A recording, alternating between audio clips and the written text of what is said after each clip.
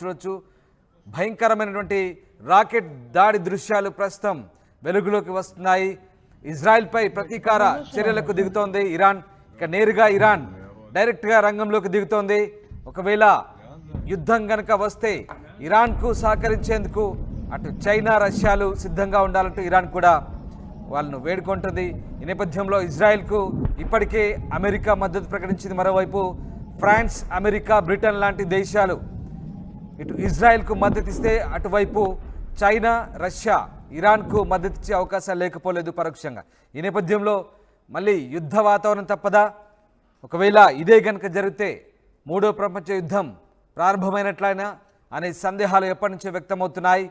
Israel, Hamas మధ్య జరుగుతున్న దాడి కాస్త దేశాల మధ్య యుద్ధంగా పరిణమించింది.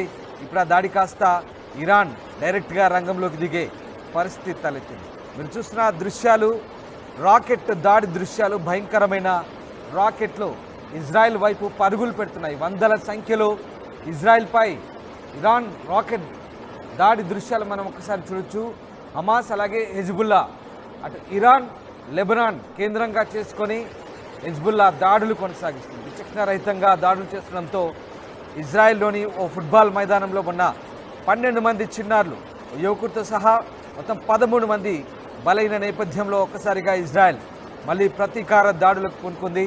ప్రతీకార దాడులతో ఒక్కసారిగా అటు లెబనాన్లో, ఇటు ఇరాన్లో ఉద్రిక్త పరిస్థితులు నెలకొన్నాయి.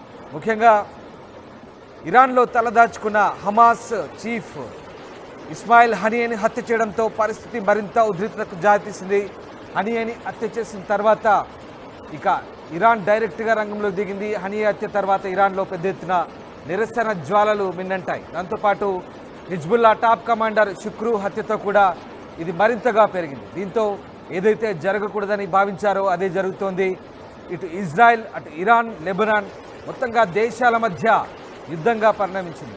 ఒక రకంగా హిజ్బుల్లా అలాగే హమాస్ ఆయా దేశాలను స్థావరాలుగా చేసుకొని ఇజ్రాయెల్పై ముప్పేట దాడి చేస్తున్నాయి, రాకెట్ల దాడి చేస్తున్నాయి. అయినప్పటికీ ఇజ్రాయెల్ సమర్థవంతంగా తన దగ్గర ఉన్నటువంటి టెక్నాలజీని ఉపయోగించి ఆ దాడులను తిప్పికొడుతున్నాయి.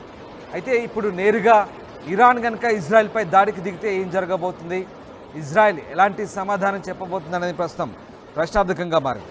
మరోవైపు అటు రష్యా, చైనాలను కూడా ఇరాన్ మద్దతు కోరుతోంది. ఒకవేళ వాళ్ళు కనుక రంగంలోకి దిగితే పరిస్థితి చేయి దాటే అవకాశాలు కనిపిస్తున్నాయి. ఇటు అమెరికా ఇప్పటికే తన బలగాలను మోహరించింది. ఇజ్రాయెల్కు మద్దతుగా జెట్ ఫైటర్లను అలాగే ఇతరత్ర సామాగ్రిని పంపిన పరిస్థితి.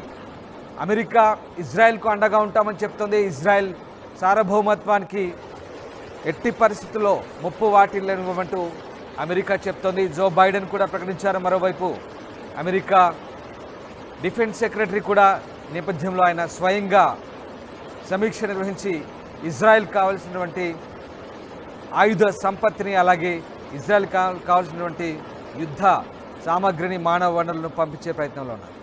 ఏం జరగబోతుంది పశ్చిమాసియాలో? మరి యుద్ధం పెరగబోతోందా? హమాస్ కౌంటర్గా ఇజ్రాయెల్ వేసిన స్కెచ్లు పారుతాయా? నిజంగా ఇజ్రాయెల్పై ఇరాన్ నుంచి, లెబనాన్ నుంచి చేసినటువంటి దాడులు సమర్థవంతంగా ఇజ్రాయెల్ తిప్పికొడుతున్న నేపథ్యంలో ఇవి చిన్నపాటి దాడులుగానే భావించాల్సి వస్తుందా, లేదా పెద్ద తరహా దాడులుగా మారి యుద్ధ వాతావరణం మళ్ళీ నెలకొనే అవకాశం ఉందా? ఇజ్రాయెల్ మాత్రం పక్కా ప్రణాళికతో వ్యూహాత్మకంగా దాడులు చేస్తోంది. టార్గెట్ పెట్టి మరి హమాస్ అలాగే హెజ్బుల్లా కమాండర్లను పక్కా స్కెచ్తో హతమారుస్తోంది. దీన్ని జీర్ణించుకోలేని హమాస్, హెజ్బుల్లా ఇజ్రాయెల్పై గట్టి ప్రతీకారం తీర్చుకోవాలనుకుంటారు. ఖచ్చితంగా ఇజ్రాయెల్ను పూర్తి స్థాయిలో ఇజ్రాయెల్ సార్వభౌమత్వాన్ని అలాగే ఇజ్రాయెల్ ఉన్నటువంటి తమ వ్యతిరేక వర్గాలను మట్టుబెట్టాలంటూ అటు ఆ హిజ్బుల్లా కమాండర్లు కూడా భావిస్తున్నారు. మరి ఏం జరగబోతుందని మాత్రం ప్రస్తుతం ఆసక్తికరంగా మారుతోంది. ఇజ్రాయెల్ కనుక అమెరికా మద్దతిస్తే కనుక చైనా పాలస్తీనాకు అనుకూలంగా ఐక్యరాజ్య సమితిలో కూడా ఓటేసిన పరిస్థితి. రష్యా కూడా ఇండైరెక్ట్గా పాలస్తీనాకు మద్దతు తెలుపుతుంది. మరి హమాస్ను ఉగ్రవాద సంస్థగా రష్యా చూడడం లేదు. రష్యా, చైనా ఈ రెండు దేశాలు కూడా చూడడం లేని పరిస్థితి. మరోవైపు అగ్రరాజ్యం అమెరికా హమాస్ను ఒక ఉగ్రవాద దేశంగా ప్రకటించిన పరిస్థితి. ఈ నేపథ్యంలో ఇక్కడ భిన్నాభిప్రాయాలు వ్యక్తమవుతున్నాయి, భేదాభిప్రాయాలు వచ్చాయి. యుఎన్ కౌన్సిల్లో నేరుగా రష్యా, చైనా పాలస్తీనాకు మద్దతు పలికిన పరిస్థితి. సో ఏం జరగబోతుంది? పాలస్తీనాకు మద్దతుగా ఆ రెండు దేశాలు రంగంలోకి దిగుతాయా?